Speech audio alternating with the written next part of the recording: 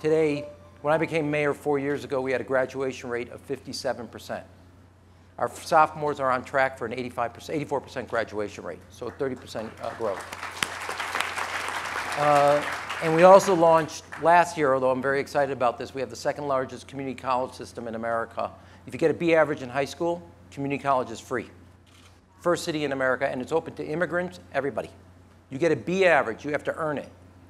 We make community college free.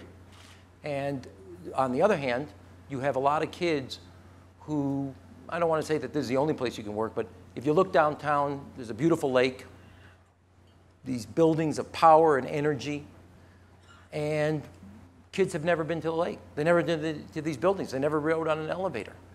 And you can't have the best museum in the world, which Chicago does, and it's rated that, the Art Museum.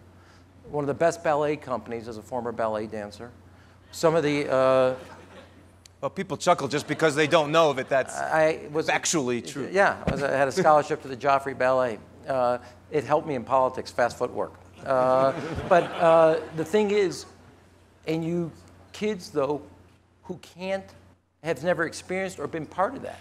And if you have all these great things, and yet 40% at that point, or 44% of your kids are dropping out of high school, they are dropping out of life. And I wanted to make sure that we put it, because as I said, if you send young boys to jail to become men, you got a problem. Mm-hmm. And that's not just my problem, that's our problem.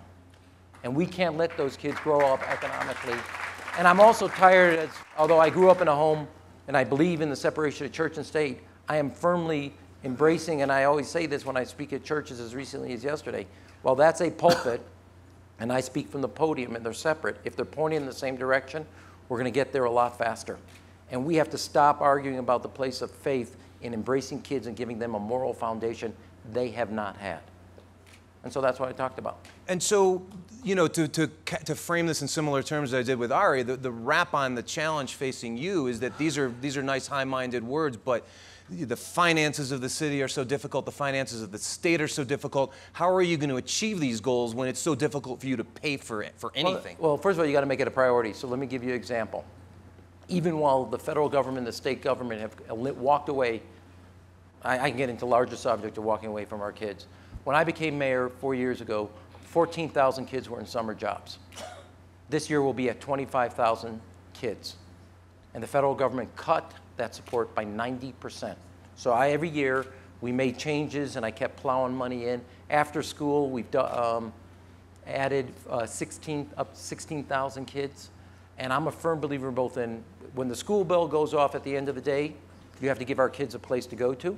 And when the school bell goes off at the end of the year, they have to have a place to go to where they learn and are also maturing. And whether it's athletic, artistic, or academic activities, you got to provide them.